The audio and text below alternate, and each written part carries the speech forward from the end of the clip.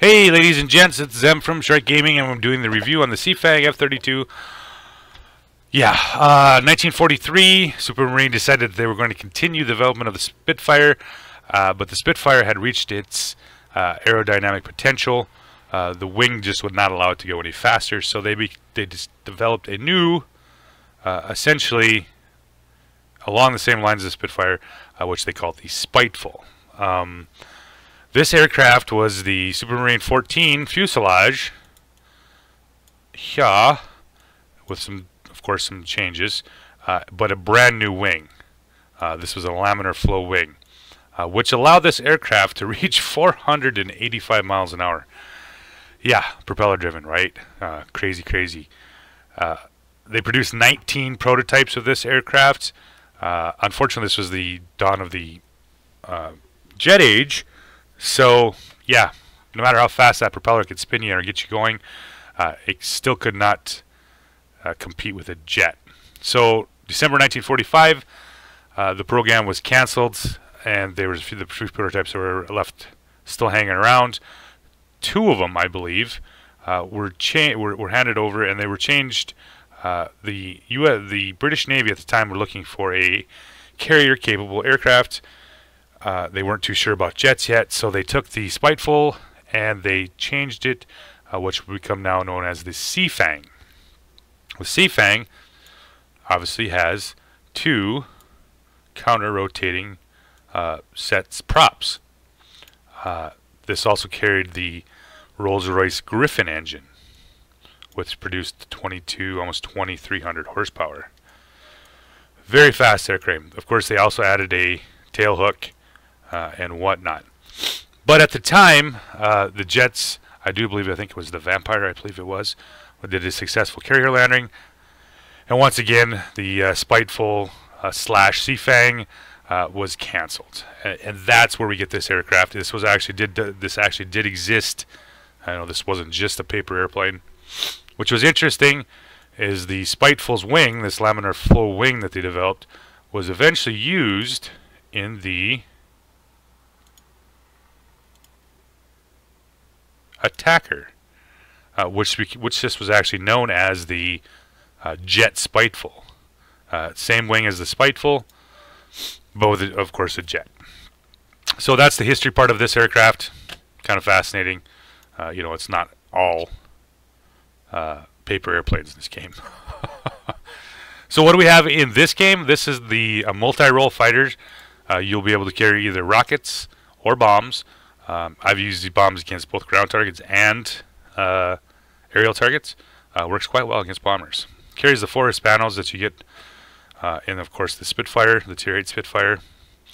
Very similar armament, which are very nice guns. These do a very nice job. The big difference is the Spitfire is, of course, more maneuverable. This multi-role SeaFang does lose its maneuverability. It doesn't gain much more than that. It gains a little bit more airspeed versus the Spitfire, but that's about it.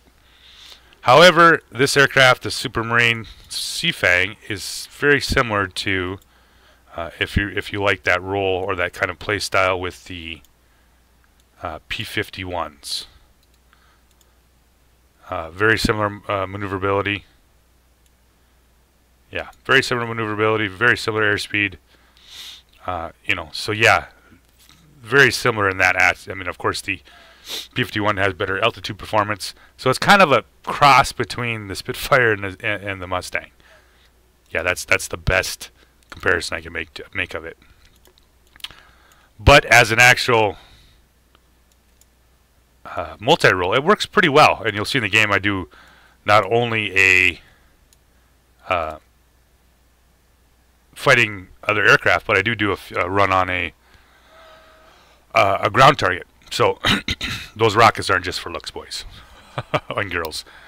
I have this aircraft set up. I'm trying to get as much maneuverability out of it. I'll see how this works. I might switch to something a little bit more multi-role with a little bit more, whether it be armor or maybe concealing livery, maybe improved covering, or even engine tuning. Right now I have lightweight airframe on it and control surface adjustment. Haven't quite figured out what I'm going to do with that third one yet. Same with the pilot. I got aerodynamics expert on it right now. I might reset that to something a little bit different. I'm still kind of getting the general play style of this thing out of it. So still, if you're looking for a nice money maker, this is definitely a thumbs up. I don't have a problem with this aircraft. It performs like it's supposed to. The game I do have for it was a 10,775 combat points and 311,000 silver, and I had 15,000 repair. So yeah, 300k and about a 10 for about a 10k combat points. Good money, good money. And so I will be bringing up the gameplay for you guys to get a kind of an inkling of what this aircraft, of course, can do. All right, guys, back with the gameplay here with the SeaFang.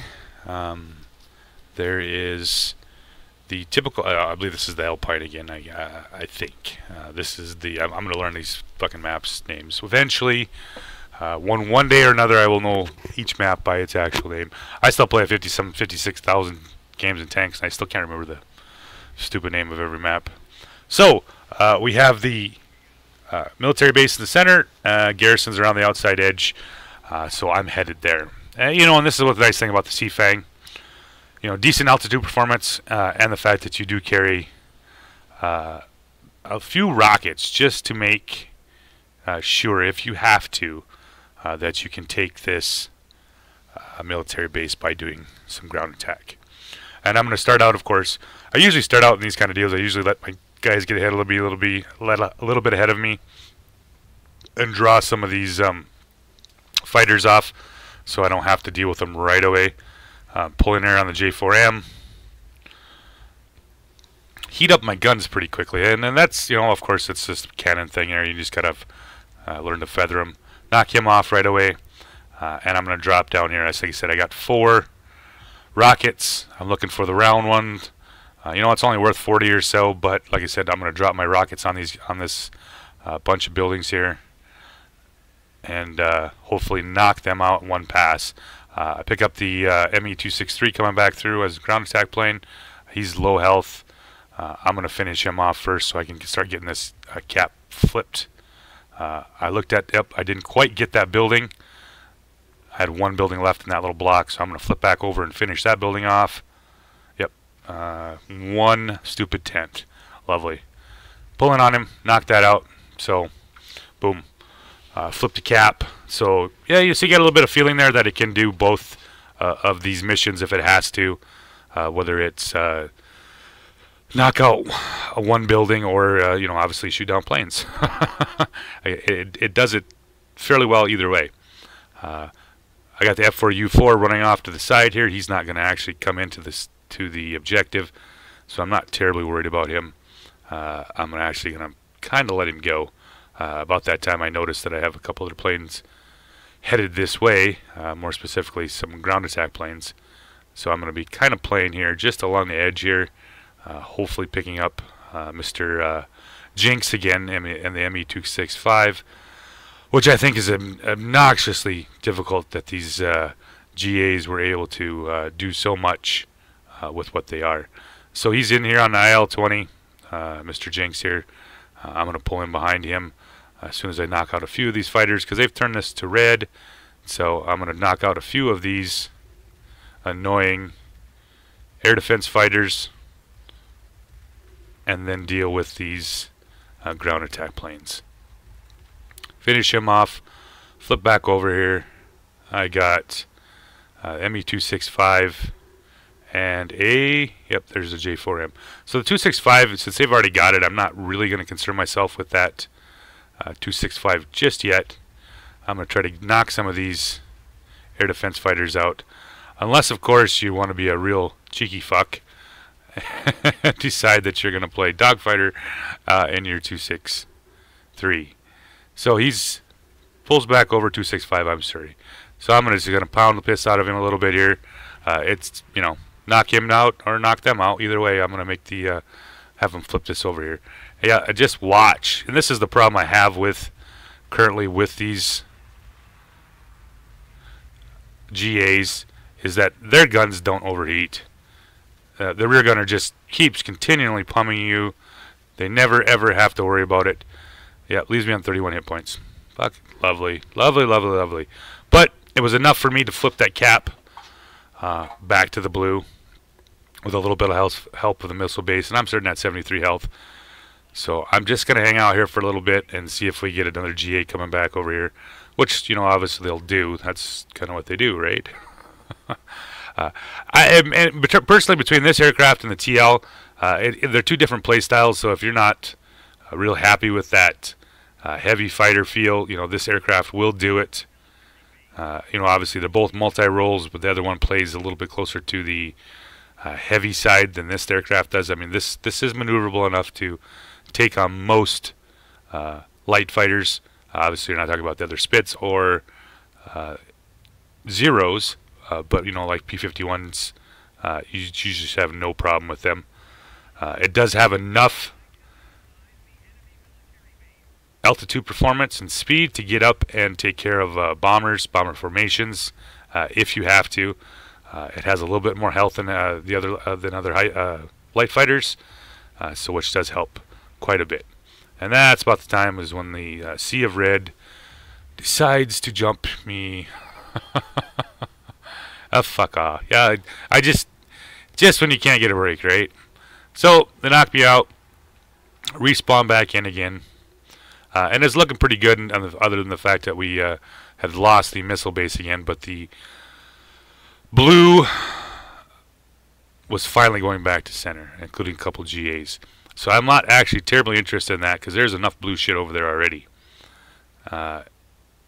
So now it's just going to be a matter of time if we see if we can flip that military base. Like I said, we already got 2 JAs inbound.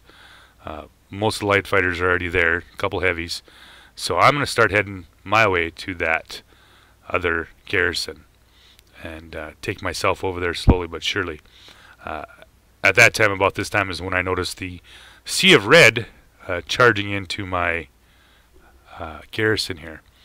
And we all know bots, they're not going to really do anything to me or deal with me if I'm inside the objective, and they are currently looking for air defense fighters. So I'm just going to work my way up here and start knocking out bots that are trying to obviously knock out my own self-defense fighters. If I can keep them live, better yet. That means less chance of this cap actually turning.